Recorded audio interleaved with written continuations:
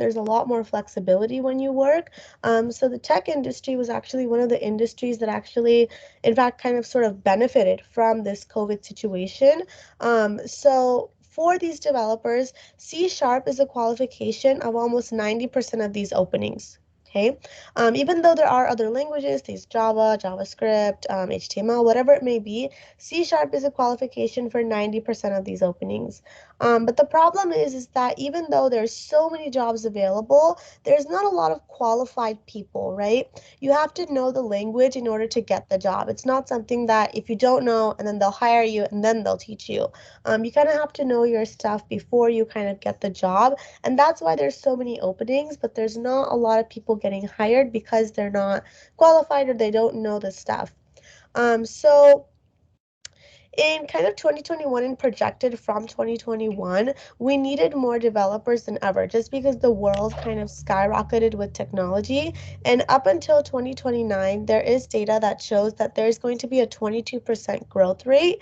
And there's actually a pretty big growth rate compared to other industries. You'll notice that other industries kind of have like 5%, 5 to 7%, whereas tech kind of just goes above and beyond with over 20%.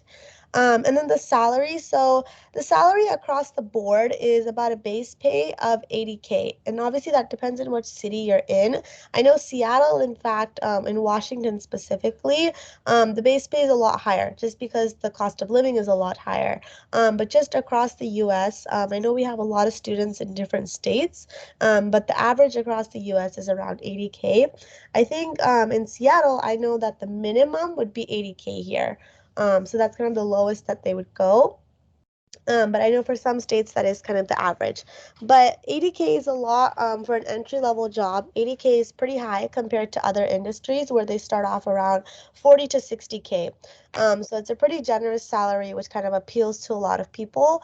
But yeah, that's kind of the job statistics for C# developers.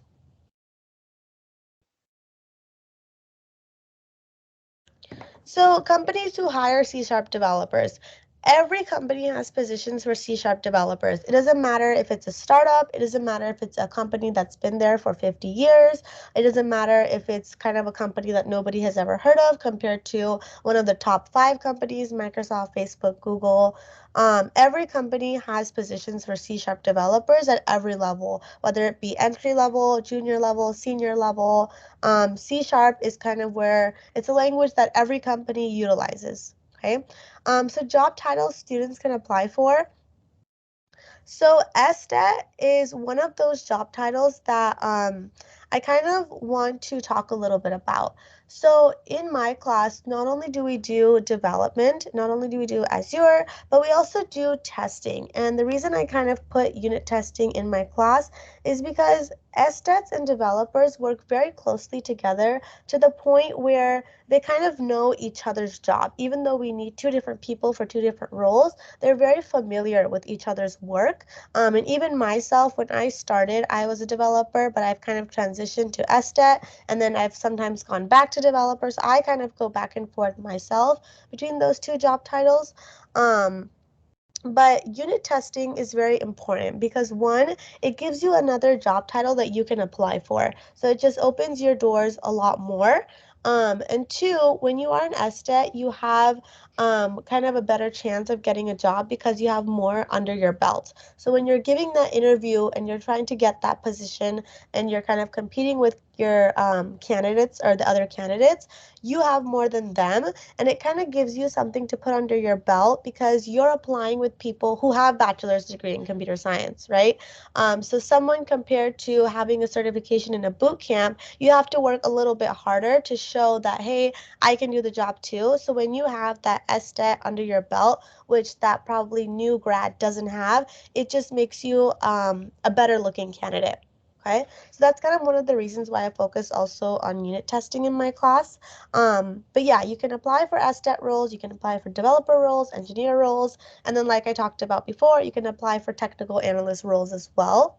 The other thing about SDET roles is SDET roles is a little bit slightly less competitive in getting the job compared to developer roles. Developer roles are very competitive to get. SDET roles are slightly less. So I see a lot of students, they kind of get their foot in. Your point is to get your foot in the company first, and then once you get your foot in, it's a lot easier to kind of maneuver your way around and kind of do what you want. So the technical analyst and SDET roles are it's a lot easier to get your foot in than a developer role. So I have some students who kind of get their foot in that way as well. How different are the interviews for software developers and for SDET? So the interviews are a little bit different. With software developers, you do the typical, behavioral interview. With STETs, you do the behavioral interview. And then with developers, you have an average of anywhere from 2 to 5 technical interviews. So what those are basically they test your knowledge. They kind of put you in a room, you have a whiteboard, or maybe they'll get you on a call, you'll video share your screen, and then they'll give you a question and they expect you to code the answer to that question in the realm of that call. Usually it's an hour. And they do that for about 2 to 5 interviews with different people. It might be someone the same level as you, it might be your manager, it might be a senior person on the team. With SDETs, you do that technical interview as well, but on top of that, you also do testing. And what I find is that a lot of students find testing easier than development, but for some people, testing is less enjoyable than development. So it's really up to your personal preference. But when you have that extra kind of interview with that testing purpose, it gives them more for them to grade you on. So it kind of makes that development a little bit less lenient. So that's kind of the only difference. But both of them kind of do have very similar knowledge that they have. Any questions here before we move on? Can anyone hear me? Yes, hi, Ruben. Hi. Yes, I have a quick question. Do you guys teach Link as well as part of this course? No, we don't teach Link. We do Azure and just C Sharp and unit testing. Oh, okay. Thank you. Any other questions? Okay. Okay, so for the skills combo, so first of all, you want to have some sort of mathematical aptitude, and that's not to say like we were going to teach you like calculus or trigonometry or some really technical and high level math. In computer science in general, you don't really need a lot of math skills. If you know the basic kind of algebra skills, just your typical, multiplication, division, subtraction, addition, and just some basic math skills, you should be okay. The only place where you would need like some kind of calculus or trigonometry is if you're working, in a company that specializes in math, or you're working for, I notice a lot of space industry, so like SpaceX, NASA, those kind of companies, they tend to focus more on like higher level math. But every other company, if it's a startup, if it's a bigger company, you don't really need a lot of math. So I don't want anyone to see that I've written mathematical aptitude and kind of freak out and say we're going to do some really difficult math in this course. That's not the case at all. Second thing is problem solving skills. This is a big one. If you are a person that kind of if you're a person that gets a problem and is just kind of going to sit there and get confused and wait for someone to give you the answer, that is kind of not what this industry is all about. Problem solving skills is very much in this job where you're given a task, you're given a problem, and it's sort of up to you to navigate your way to that solution. It's a very much self motivating job. It's a very much kind of use your skills and use your brain that you've kind of been taught to get to that answer. And that doesn't mean that, we're not gonna help you out, or if you go to industry, your manager's not gonna support you, your peers are not gonna support you. But what I'm trying to say is that this is not a job where you're given clear cut instructions and then you just follow those. There's a lot of place for creativity, a lot of place for you to kind of come up with your own answer. Okay. Excellent organizational and time management skills. Time management skills is a very big one because in this industry, no one is on your back. Every day, no one is going to check on you and say, hey, how is it going? How's it going? How's it going? It's a lot of, I'm going to talk to you today. And I'm going to talk to you today, and I expect this to be done in 2 weeks. So, I'm going to talk to you 2 weeks later. Maybe we'll have a check-in at about the midway point, but you're kind of on your own to make sure that you're getting your stuff done. If you have questions, you're reaching out. No one is going to come to you and say, hey, do you have any questions? Are you okay? So as you can see from what I'm saying, it's very much on you. Okay. So a lot of people tend to like that because a lot of people don't really like people on their back all the time. But at the same time, there is a lot of self-responsibility, accuracy, and attention to detail. So, coding is very detail oriented. If you miss kind of one semicolon, or if you miss one kind of period, or you misspell something by a space or by a capital letter, your system is going to break. Your code is not going to run. So you have to be very detail oriented. You have to make sure that, you're able to kind of catch yourself and make sure that you're really paying attention here. It's not something that you can do kind of when you're half asleep or something like that. When you're trying to learn the language, especially if you're brand new, it takes some dedication. It's not something that you can kind of kind of passively learn. Okay. So accuracy and attention to detail is a big thing. Understanding of the latest trends and their role in a commercial environment is big. Teamwork skills. So you want to have to like working in a team. It's very collaborative. If you're a person that kind of doesn't like to work with people or kind of is more of on their own, that's kind of not what computer science, what software engineering is about. It's very much collaborative. Your task depends on someone else's task. So you're dependent on someone else is dependent on you. So you kind of have to coordinate yourself and the team to make sure everyone is able to work together to get the kind of full picture solved. Okay.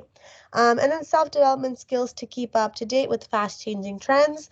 I want to touch up on this because technology changes really fast and it changes very frequently.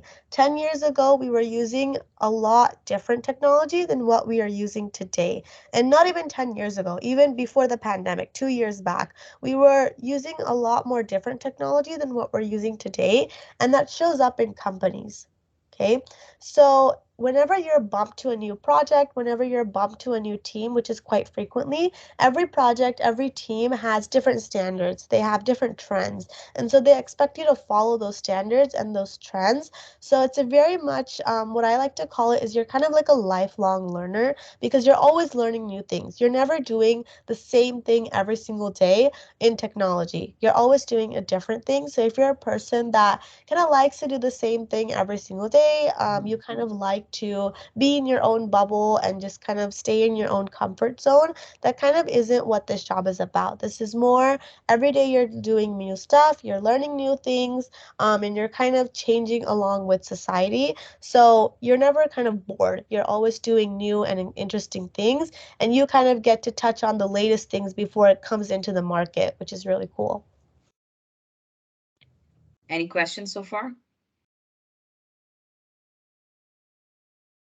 Feel free to unmute and ask questions, or you can put it on the chat. Hello, yes, I have one question, not related to this. Database access. What kind of database that you guys use? Like, is it SQL Server or Oracle? So we use Microsoft Visual Studio to code our kind of code, and then we start off slow. So we start off with kind of just regular basics of programming, and then while we move forward, we kind of get into Oracle. Oh, Oracle. Okay. Can I ask why Oracle and not SQL Server?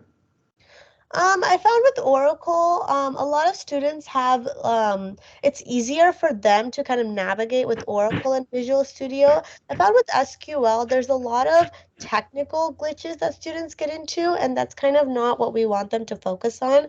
We don't want them to kind of debug their own system, trying to figure out how to connect the two. So I've just chosen Oracle just because I've had better experience with it, and students also had better experience with just getting everything set up with Oracle. Okay, so do you so in this course you will teach us how to use Oracle and the syntax and all that stuff, correct? We get into that, yeah. We don't get super deep into it, but we do touch on it. Okay, thank you. Okay. Okay, so the biggest question I get, so one thing I want to touch up in my class is that, or touch upon in my class, is that kind of the last, I would say, the last week of the course, or kind of the second to last week of the course, I have two classes that I spend with behavioral interviews and technical interviews. Okay, so we do a live kind of mock interview of a behavioral interview and a technical interview. So kind of how that goes is I'll pair you up with someone from the class, and you won't know each other's questions until the day of. So it'll be exactly like a real interview. And on the day of, I'll have you share your video so we can kind of judge you on your facial expressions, your gestures, kind of how you're interacting.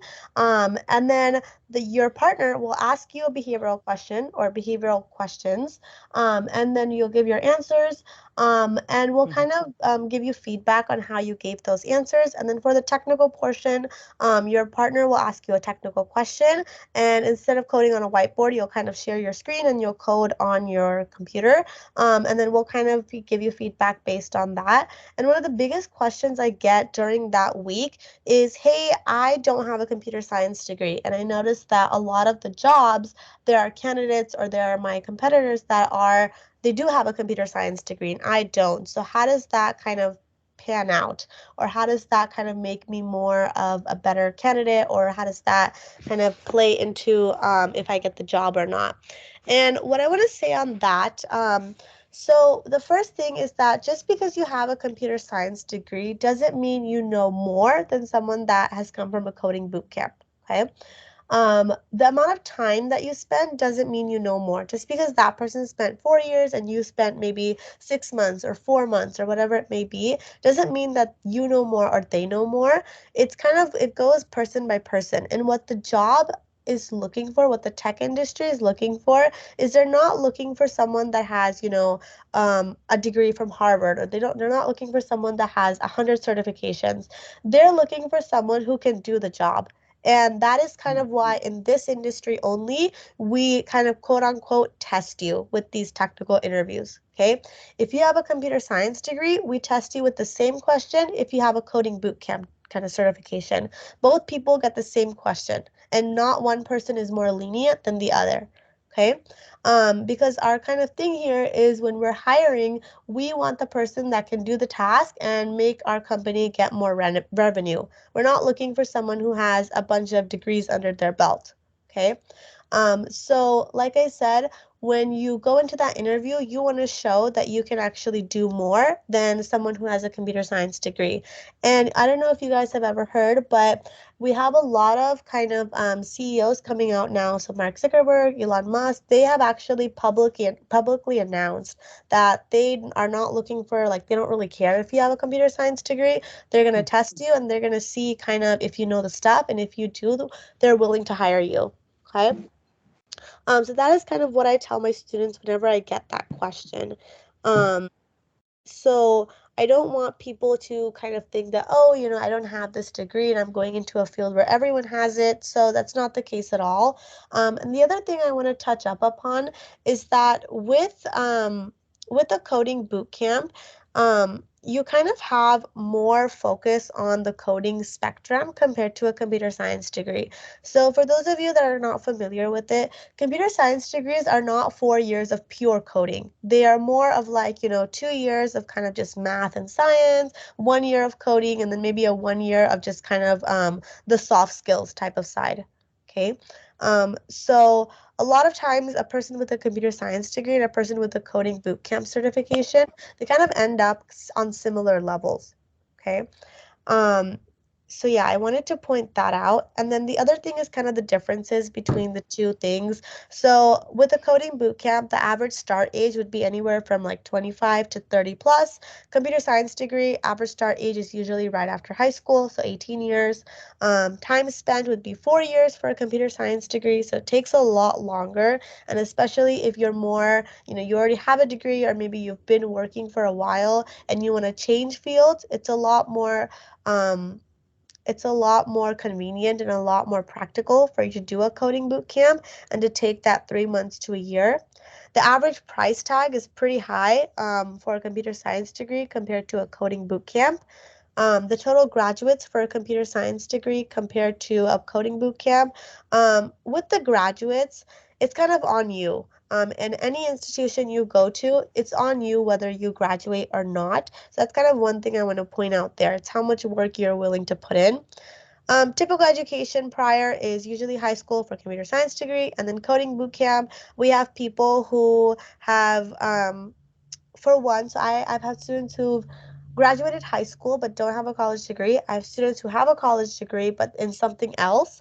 I have students who have a college degree in computer science or in some technical field. I have students who've had master's degree and done a coding boot camp. So anyone basically can do a coding boot camp. And then computer science degree. So with a computer science degree and a coding boot camp, like I talked about before, the mobility in the workforce, it's kind of up to you how much you know and how much you learn. I've seen people that have a computer science degree that don't really know coding as well as someone who's came from a coding boot camp. And I've seen vice versa as well.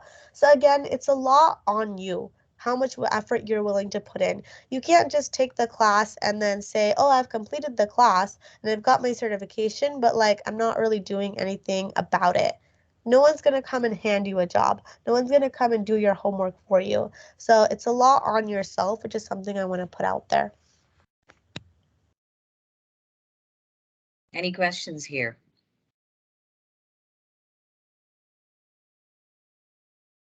Okay. And then kind of the structure of the boot camp versus a college or university. So for one, a boot camp does have an accelerated time frame. We have to teach you everything within the 4 to 6 month spectrum that people are learning within a few years. And that doesn't mean to say that, we're going to zoom through the material and you're not going to be able to keep up. But what that does mean to say is that, in university and college, if you'll notice, we have like maybe one assignment per week and it goes super slow where everyone's on the same pace. With boot camps, it's more like here's the material, here's the homework, I'm here for support, but I've taught you what you need, and this is kind of how the time frame goes. Okay. With boot camps, it's an iterative curriculum, so it kind of varies by instructor. Everyone is teaching the same thing, but it kind of varies how the instructor wants to teach it. Whereas with a university or college, the university is actually giving you a curriculum and you have to kind of follow that. And this is one thing I want to touch up upon. The university, they've made this curriculum like 20 years ago, 10 years ago, whenever the university was open. That's when they made this curriculum. Maybe they've updated it slightly within the past like 10 years, but especially with technology, maybe for other fields, it's okay that the curriculum is a little bit older.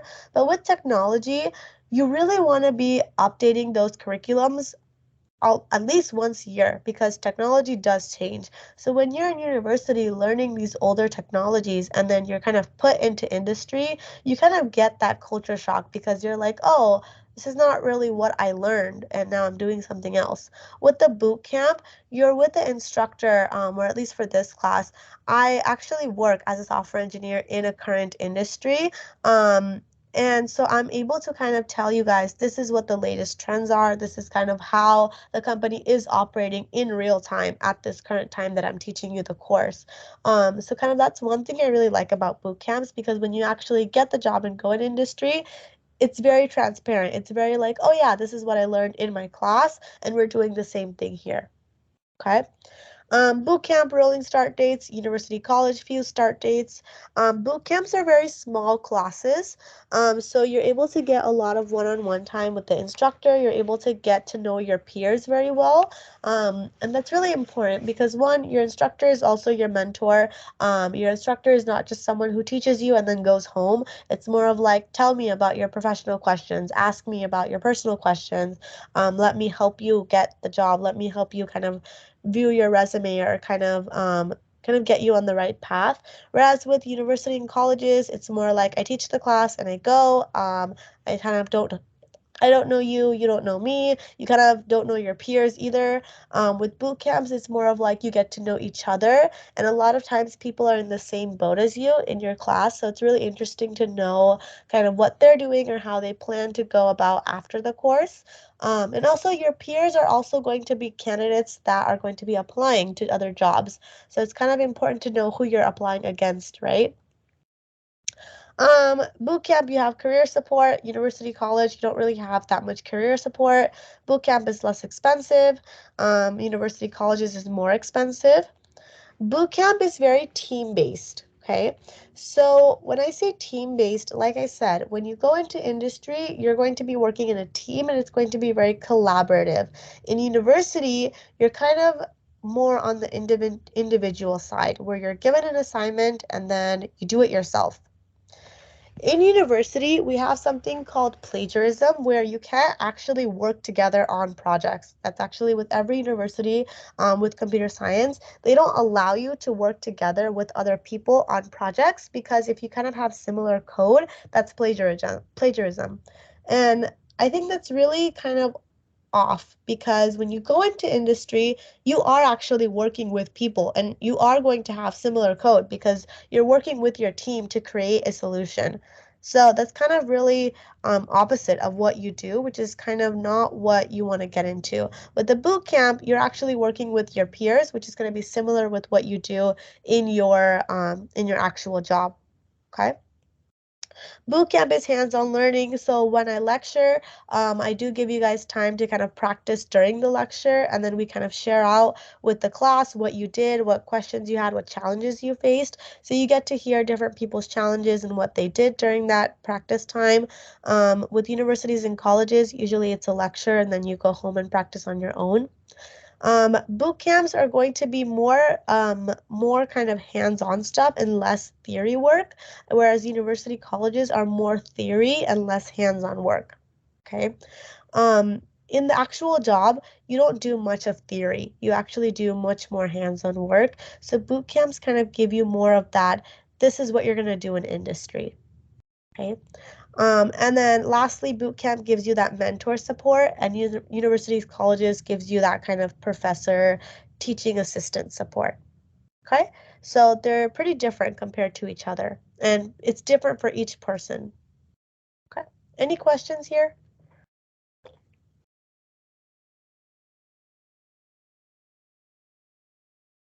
Okay. So what makes an ideal student? So the first thing is that you want to be interested in C Sharp. That's kind of the first qualification here. The second thing is that you want to have little to no knowledge of C Sharp. So if you know C Sharp in and out, this is not going to be the class for you because we start off with the basics of C Sharp and then we kind of build upon that. Okay. You like to problem solve, you enjoy challenges. C Sharp is not easy. It's not a class that you can kind of just passively learn on the side. You want to be able to dedicate your time. You want to be a hard worker. You want to be self-motivated. And self-motivated especially goes into industry when you get a job. And then you want to be able to meet live during the MS Team class sessions. So we meet, I think for summer, Yasmin, what were the days and times for summer? Yeah, it's going to be Monday, Wednesday, and Saturday. So we have, instead of the typical 20 weeks, it's going to be 14 weeks. So Monday, 6 to 9 p.m., Wednesday, 6 to 9 p.m., and Saturday, either in the morning, 9 to 12, or Saturday, 1 to 4. It's typically. Yeah. So those are the summer hours. So you want to be able to be available to meet during the MS Team class sessions. They are recorded. So if you miss a session, or let's say it's summer, you have to go somewhere, or anything of that sort, it's not that big of a deal. But for the majority of the class, you want to be able to meet live during those class sessions. Okay.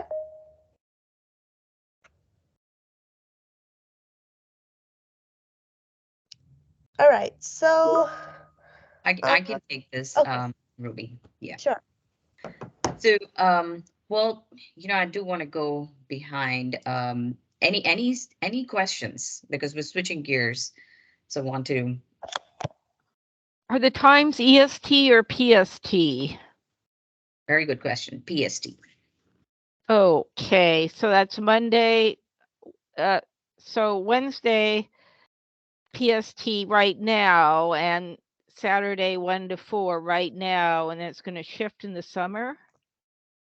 No. So it's going to be 6 to 9 p.m. PST, even in the summer.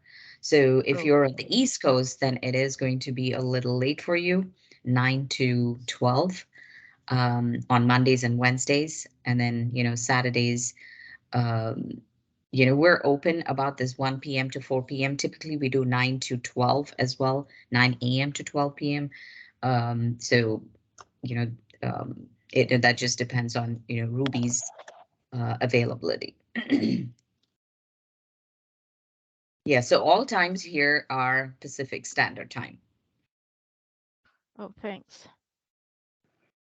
I have a couple of questions, Yasmin. Yeah, please. Okay, so after the course, is there any exam that we have to go through, or? Ruby can touch on that. Yeah, so for the course, we don't have any exam or anything of that sense. So after the course, you get a completion certificate. So if you do the homework assignments, you do the capstones, things like that. The only thing we have at the end of the course is a capstone. So what the capstone is basically everything you've learned in that 20-week realm, or I guess in summer it's 13 weeks, about 13 weeks.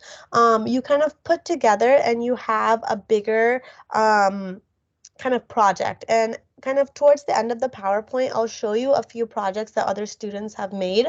But that bigger project is kind of everything that you've learned in the course.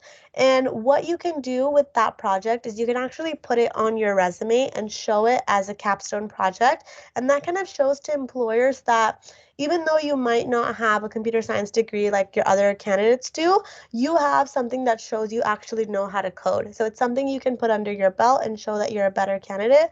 But you do have a capstone at the end, and it usually takes around 2 to 3 weeks for students to get that capstone together. So it's a pretty big project. And then I do have a lot of students that take the certification for C Sharp, which is the Microsoft certification. And what I've heard from a lot of students, I think my last cohort, what they told me is that they kind of felt that 95% of the knowledge they already knew from the course. So they were able to kind of breeze through the certification pretty easily. So that's kind of what you can do. Okay, and is there any attendance requirement that you have to do 70-75%, in case like we have to work that time, and the classes are recorded? Can we go back and listen to the lectures? Yeah, you can definitely go back and listen to the lectures. The only thing I ask for attendance is you kind of communicate to us. So don't just kind of disappear on us, but let us know, hey, I can't make it this day or this week because I have a work thing or I am going on vacation or something like that. But there's no like, oh, if you don't make it to 75%, you immediately fail the course. It's nothing like that. Just let us know, communicate to us and say, this is my situation. Okay, got you. And is there any internship after the course or something that we can do to get the job? Since most of us don't have experience in the IT before. I'm sorry, what was your question? Okay, is there any internship or anything that you guys offer after we finish the training to be eligible to apply for the job? Because most companies need experience. Yeah, I can talk on that. So I was just Thank going to tell you about it. So once you finish the course with us, we have actually partnered since January of 2022. We've partnered with a company here in Seattle, and the name of the company is PeerSoft. as soon as you finish the course, you're actually placed into this internship. It is an unpaid internship at this time, but this internship is actually in C# itself, talking about system design, the whole software, SDLC, and it's mentored by a senior software engineer who actually works for Microsoft, and he has this company that is running. So you will, and the internship itself is about 3 to 6 months, and you're working on enterprise level applications. So that experience definitely that you could showcase on your portfolio as well as on your resume. And that's going to be the remote as well. Correct. That is remote and flexible. Yes. Oh, it's flexible too.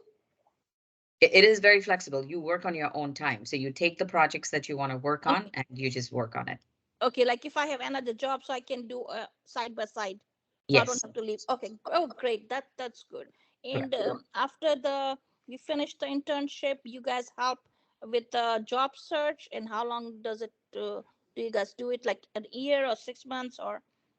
Well, we keep in touch with our students throughout, so as you're going through the course, towards the end of the course, one of our team, the person who's the career coach comes in and, helps you with your resume, your LinkedIn, goes over a lot of job search support things.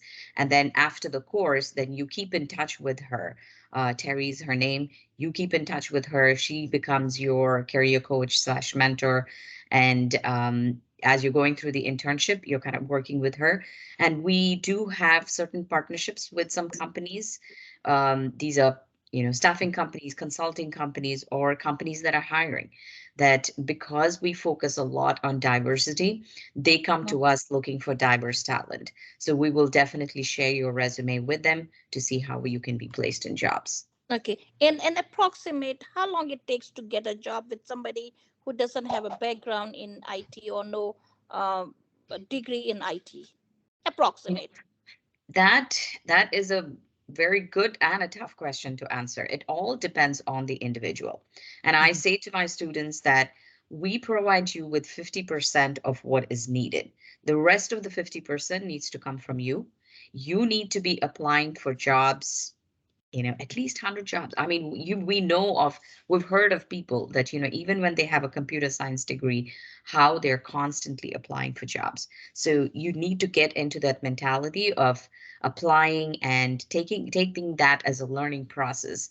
And we've had students, right off, out of the boot camp, they've been able to find jobs. Some maybe 3 months, some maybe 6 months. It all depends on, what amount of effort you put into it. Okay. So what is the like maybe like a year is the time like people mostly get the jobs?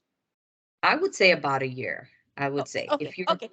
are, the course is about, 3 to 4 months, and then, give yourself a little bit more time to, keep learning and, working on your portfolio even after the project, but keep interviewing as well. Oh, definitely. I will not quote you on that. I just wanted to know what's the success rate. Sure, Just sure. No worries. just to and how much the cost of this course is, and how do we pay, and when do we pay? Yeah, so this course is 4,999. This is one of those courses that I think we have not raised our price since we started. But I think from September it will go up. But for the summer, we're keeping our prices the same. So it's 4,999 if you do it as a one-time payment. If you do choose the monthly payment option, it does go $500 up, but you can pay that over 3 months. Okay. Thank you. And how much is it in the fall? It'd probably go up at $1,000. Oh, okay. Any questions?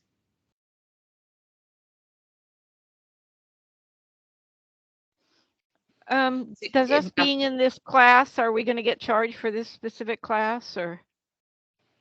Sorry, Amy, what Are was we that? going to get charged for this specific class? Oh, this workshop is free. Oh, okay. Yeah, so this is just an informational workshop. And how many sessions do you have in a year? Like there's a summer and then it's going to be another session end of the year, or Yeah, so typically the C sharp is 20 weeks, and we offer it, I would say just twice a year. okay. And since we're doing a summer intensive, it's going to finish in 13 to 14 weeks, 13.3 to be exact. So it's 14 weeks. Um, so we might offer another one, and it all depends on availability of instructors. If Ruby is available, and this course actually starts June 1st and finishes, I believe, September 7th, if I'm not mistaken. So if Ruby is available and if it works with her work schedule, then we might offer another one in the fall. But yeah, that's how typically it's rolling dates. Okay. And is there any scholarship or grant that you guys offer, or anything that qualifies for this course? That's a good question. In the state of Washington, we actually work with some organizations that if you are eligible and come under the low income bracket, or if you are unemployed and collecting unemployment benefits, you might be eligible. But these funding definitely vary, and it depends. So yeah, that's what typically we do. We have had, if you feel like, hey, 5,000 is too much and I don't think I can do it in even 3 months, we've had cases where we have worked out a longer time frame to pay it off. Just talk to us. Depending on your situation, we might be able to work out some different payment plans. So do talk to us about it.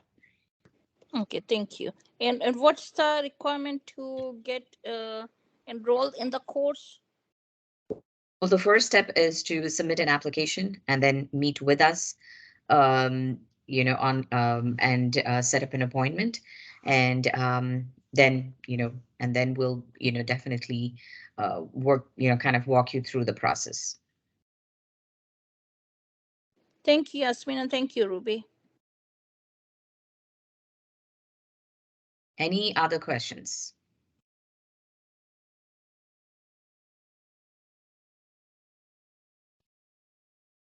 I just wanted to quickly touch on, the mission of Skillspire. I mean, there are plenty of coding boot camps out there, and you do have a choice. You know, when I started, Skillspire in 2016, I, of course, as you can see, and I'm a minority woman and come from an immigrant background, it can be very overwhelming and very intimidating, even with a master's in computer science. When I took a break for about 10 years and came back, it was definitely a very different world. And, I did see a lot of people who come from different countries, and a lot of you can very definitely relate to that. You come from different countries with different backgrounds and different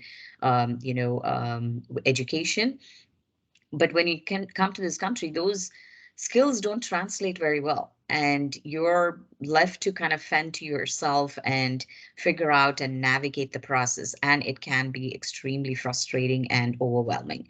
So that was the reason that we started this company, to help make it a little bit easier, so that you have a community that you can lean on, the mentors, the instructors who can be a support for you, the referrals that you get, and the network that you build, throughout your course and even after, definitely helps you in that process of getting into into the tech industry.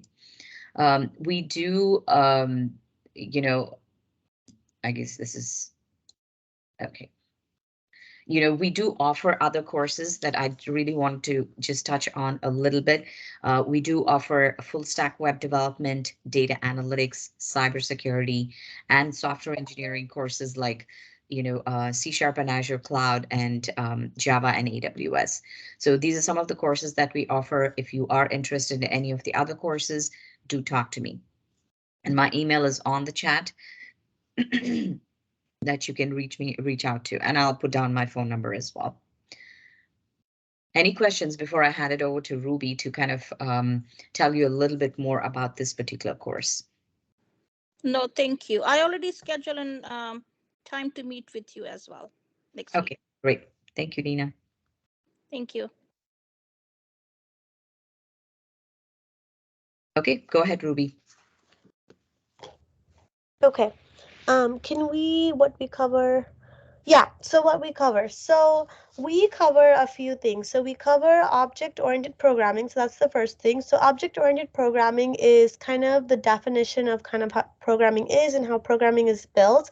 And that goes not only for C Sharp, that goes for any software engineering language. So whether that be Java, C Sharp, C++, any language of that sort, that kind of covers that. So you get that information, a deep dive into C Sharp. So we don't just touch the surface. We start off with the basics, we go into kind of the mid-level, and then we dive pretty deep into C Sharp. And then we move on to Azure, and then the last few weeks we do the interviewing kind of situation, and then you have your capstone. Okay, so that's kind of the structure of the course. We do a lot of test-driven development as well. So when we get into the mid section of C Sharp, when we dive deeper, we kind of have a section of test-driven development that we do, which is that unit testing and the SDET type of role.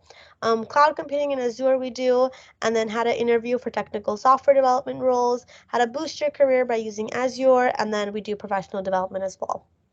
Okay.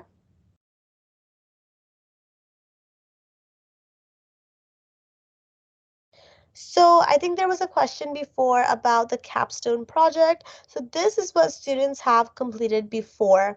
So I have two examples here. The first example was my last cohort. You can see it's a video game, and I had one student who created this kind of video game situation. So she was really into the gaming type of world, and so she chose to use C Sharp to create this video game. And then I have another student who was brand new with coding when she came in. She had no idea what C Sharp, what coding in general was. So she created this timer. So I don't know if you guys can see it very well. Maybe Yasmin can blow the picture up a little bit. But basically what it is the timer application, and kind of similar to how a timer works on your phone. You can set an alarm for a certain time. You can make a reminder so that it pops up on your computer that, hey, reminder at this time. You can do just a bunch of different things with the timer, just as you would with a regular timer. So you can do a stopwatch situation. You can do like a 15-minute timer, 30-minute timer. So just a bunch of different timing functionalities and alarm functionalities. That's kind of what she created with this application. So those are the two that I just had with my last cohort. So those are the most current ones that I had. So that's kind of what your capstone project would encompass. Okay. All right. Next slide, please. Okay, so the class structure. So first off, we always take attendance. So like I said, if you can't make the class, just let me know beforehand. Just send me an email and say, hey, I can't make this class for XYZ reason. I'll make sure that you watch the recording at the end of the course, or at the end of the class session. So we do attendance. We do a recap every single class of what was learned last lecture. And the recap is you guys will give me the recap. So I'm not the one that's kind of lecturing at you and telling you this last class, what did we learn? I will ask you guys that, hey, what did you guys retain from last lecture? So that you kind of have it fresh in your mind, because each lecture builds upon each other. So you want to make sure that you're not confused or lost, because the more confused and lost that you get without clearing it up, at the end of the course, you're just going to be completely lost, because each lecture builds upon itself. After we do that, we do a lecture, which is usually a PowerPoint. And I also give you guys access to the PowerPoint. So if you want to take notes on your own time or like review it after the class, you can do that. I'll do a live demo. So after I lecture at you guys, I'll do a live demo of what was lectured. So you guys can kind of see it live in action and kind of follow along. And then I'll give you around the 20 to 30 minutes to do it yourself. Usually if you want to work with your peers, you can work with your peers and do it with them, or you can do it on your own. And then after around 20 to 30 minutes, you'll share out and you'll kind of share to the class what you did. If you were stuck, why were you stuck? What challenges did you face? You'll get to hear why other people were stuck. A lot of times during this kind of period of time, students will help each other. So if someone's sharing out and they get stuck, we'll have like another student say, hey, I was stuck, but this is what I did to fix it. Or I will tell you, this is how you can fix it. And then we'll have a discussion at the end of class. Okay, so at the end of the course, you'll have a completed capstone project, you'll have your updated resume, cover letter, and LinkedIn, and then your behavioral and technical interview prep. And then if you choose to, you'll have your certification for C Sharp, if you choose to get that Microsoft certification. Okay.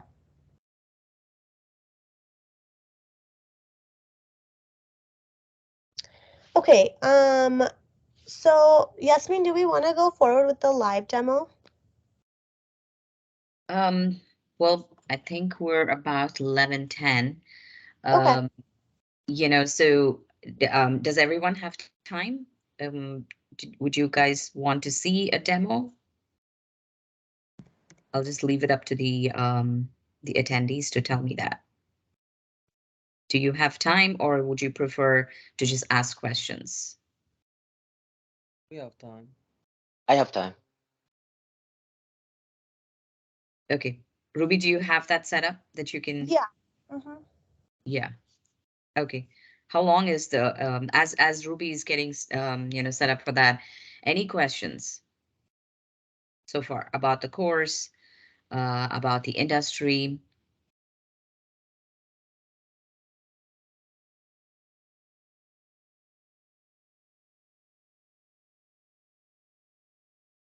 What's your sense so far? I know we've covered a lot of material and a lot of information, so would love to hear, is this something that you're ready to go forward with, or no, not now, maybe later? And what are the barriers that you think are going through your mind right now? Can I ask you a quick question, Yasmin? Yeah, please. It's a great program. Hypothetically, if somebody start the program and they think like, oh, it's not for them, or they are not interested, or something, or maybe the job doesn't allow them to, have some time to study. What is your policy if somebody wants to drop off, like within a week or something? Yeah. So our cancellation policy, refund policy is on our website. I believe if it is 1 week in, you do get 100% of your tuition back. If it is 2 weeks, then I think 2 to 3 weeks, maybe 10% is taken off.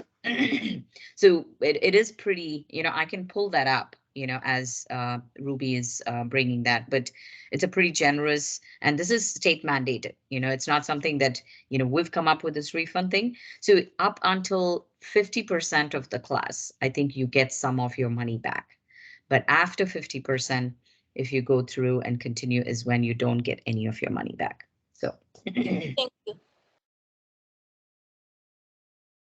So typically we do and offer to try the first class for free and see if this is for you. But then here you have Ruby. She is the instructor and she's the one who's going to be doing this course, teaching this course. And you already have an idea of everything that she's going to be covering.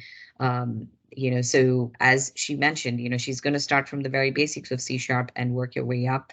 So yeah, I mean, you are able to try the first class and then decide as well.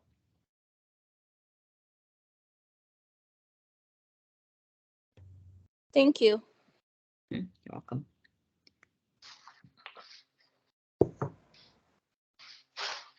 Ruben, you have a question? Well, I was thinking about it. Sorry. Well, summer is great, and everybody wants to be out there. And I was thinking of doing it in the summer. Then I was thinking, well, the weather is nice, and I was thinking of doing it in the fall. But you're saying that's not a sure thing in the fall. Is that right? Right. I cannot commit to a cohort starting in fall at this time. It all depends on Okay. their availability. Yes. Okay. The same So material that you would be doing in fall over 5 months is going to be done in the summer for 3 months. So, and okay. so it all depends where you want to be. Say most people, do take off summer and come back, but Hmm. some people want to take that summer and learn, and then come fall, they want to be looking for jobs. You could be in a different job. So it all depends on, how you want to work it. Right. Okay. Okay. Thank you. That helps me. Mhm. Any other questions? We have what? We have Olya, Hector, Jose. Jose, you never, introduce yourself to us. Juan, I hope I'm saying that name correctly. If you have any questions, please feel free to unmute and ask, or, put them on the chat.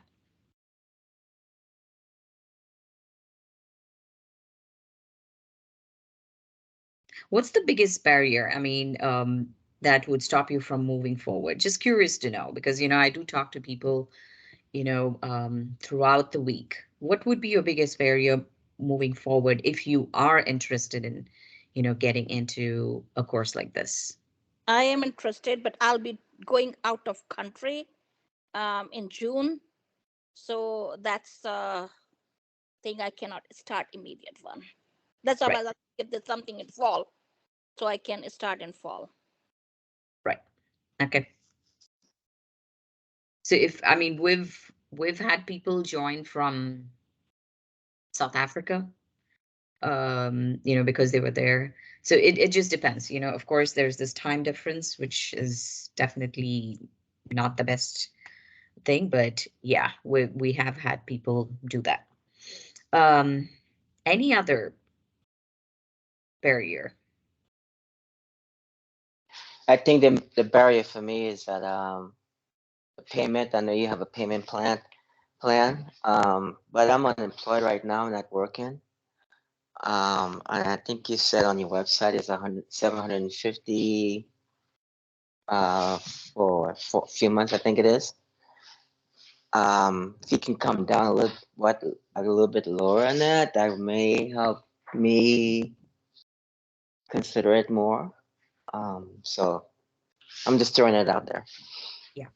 Yeah, as I mentioned, we work with people, some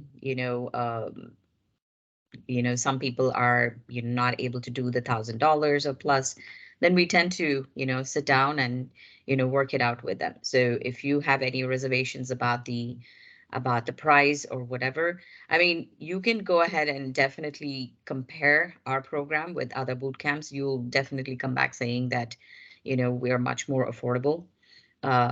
But yeah, if the payment plan doesn't work, definitely talk to us so that we can work out something that works for both of us. Okay, sounds good. Thank you. Hector, you had a question or a comment?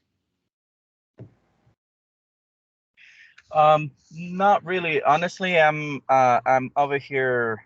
I've been to other not boot camps itself. I have other offers of boot camps. Uh, Sincerely, I'm just like testing the waters because I am in Arizona, right? Mhm. And right now the hours are perfect for me.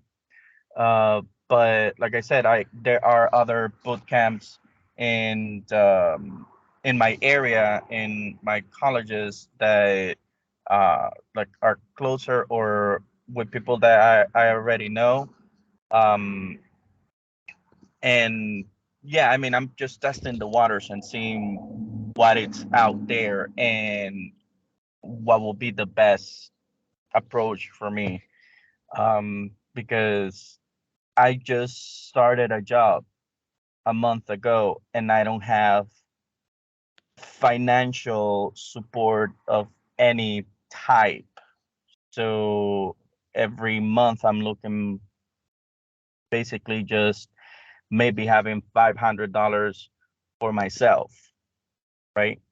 And that's a very big burden just to take it on myself. So that's why I'm testing the waters.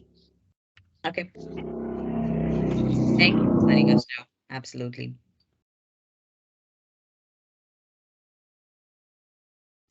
Ruby, you ready with the demo? Yeah, I'm ready. Let me share Okay. my screen. Yeah.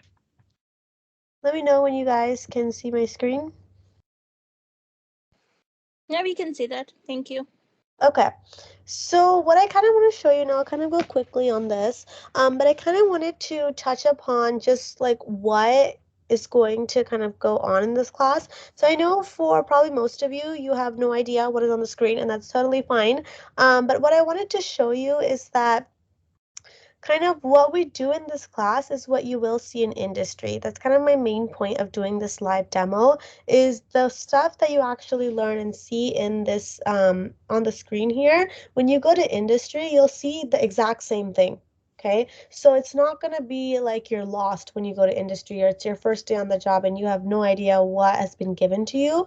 So that's kind of my main thing with this live demo where whatever we teach you in this class is it's very similar, if not the same, as what you'll do on the job. So we kind of teach you, this would be the development portion. And then, so you do all of this development. And then what you have here is you have kind of your unit test. And this is exactly how you would do it in industry. And we kind of take you from step one all the way to the last step, where, you kind of plan out the code, then you kind of produce the code, then you plan out the test, you produce the test, you test your code against the test you've created. So it takes you through that whole cycle from start to finish. So no matter what on the project that you're placed on, no matter what point, you have some sort of experience beforehand in this class that you're able to say, okay, I did this before, so it's familiar. It's not the very first time you're doing it while you're on the job. So that's kind of what I wanted to show you with this demo is this is lecture 23. So I guess this would be, I think it would be the 6th or 7th week of the course. So this is kind of, halfway through the course or a little bit more than halfway through the course, you're already doing stuff that you would be doing in industry. So that's kind of my main point that I wanted to talk about with this live demo. So yeah, that was my live demo that I wanted to talk about.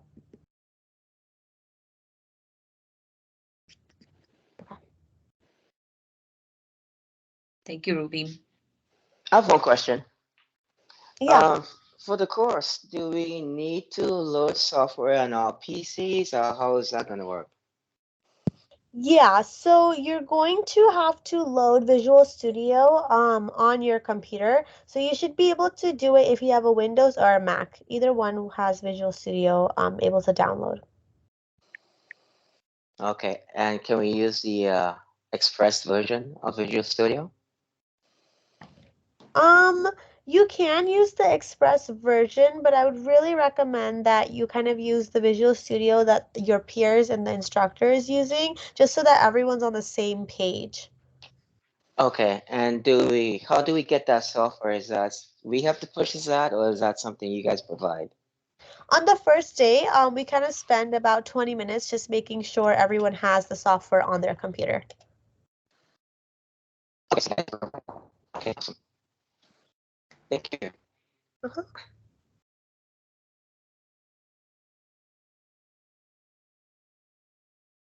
Any other questions? I have two questions. So to download the studio, how much storage do you need on your computer? Is it a lot of storage you need? I don't think you need a lot of storage. I mean, I have never had a student that didn't have enough room to download it. Okay. So I think you should be okay. Okay, got you. And after completing the course, the jobs are these jobs remote as well, or just in person on site?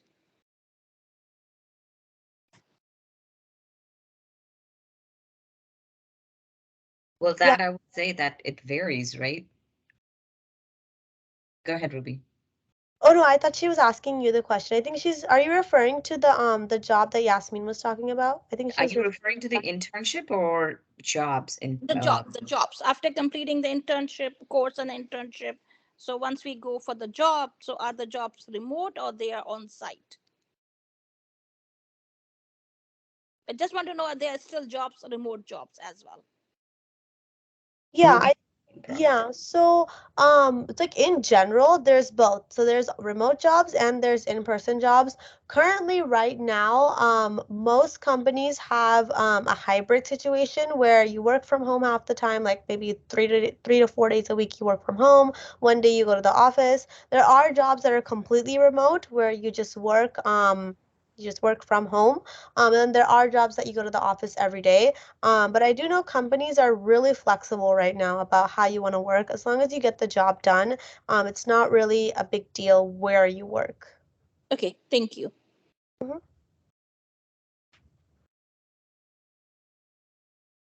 Any other questions?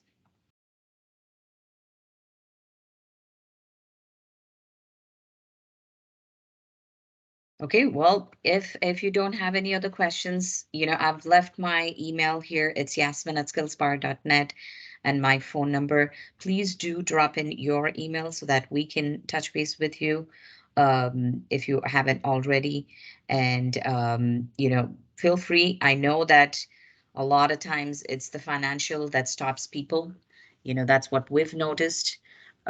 We will try to work with you within our means to make it happen for you if you are really committed.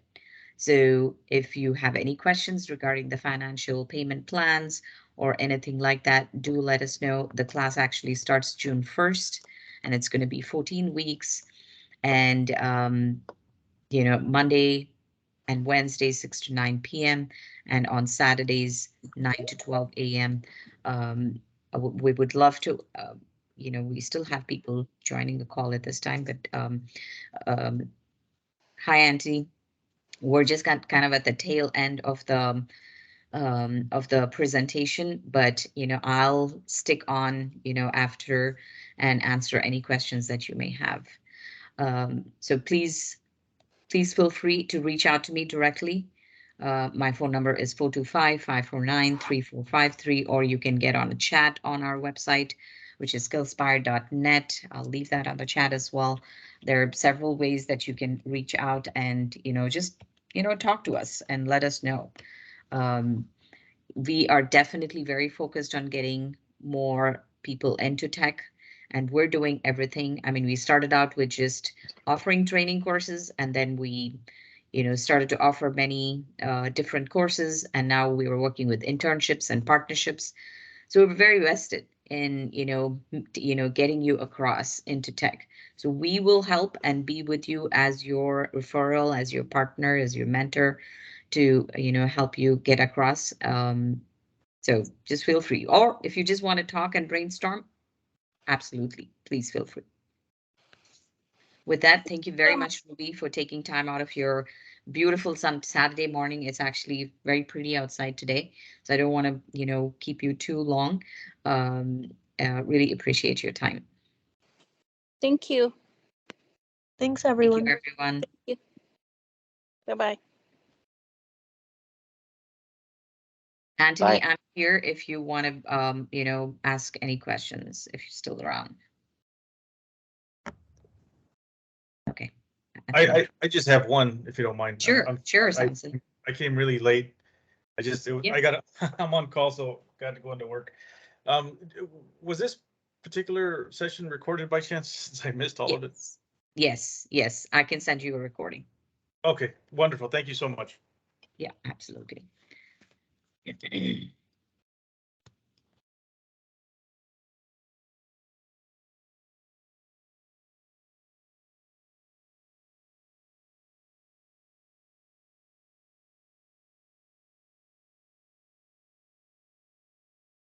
Samson, please feel free. Okay, I see your email. Thank you very much.